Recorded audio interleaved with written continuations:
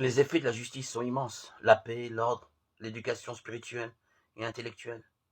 Mais ils le seront encore davantage si nous vivons cette vertu avec le Christ.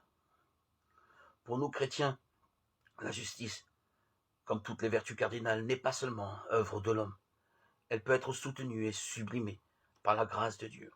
Et alors, elle conduit plus loin. Si votre justice ne surpasse pas celle des scribes et des pharisiens, vous n'entrerez pas dans le royaume des cieux. Matthieu 5, 20. Relisons le sermon sur la montagne, Matthieu 5, 3, 12. Voyons combien les béatitudes sont le programme de l'application chrétienne de la justice. En effet, ne nous y trompons pas. La justice ne signifie pas seulement respecter le droit des autres.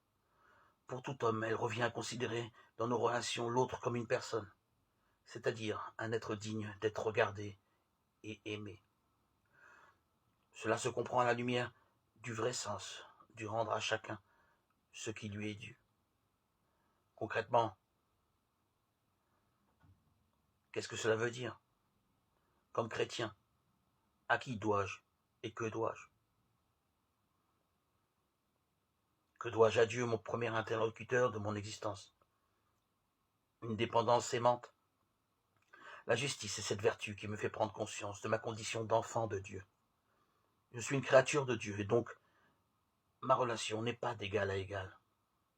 Je dépends de Dieu dans une dépendance d'amour et par justice. Je dois agir à mon tour en conséquence, par amour et pour l'amour. Accepter humblement d'être fille et fils de Dieu est le fruit de la justice envers Dieu.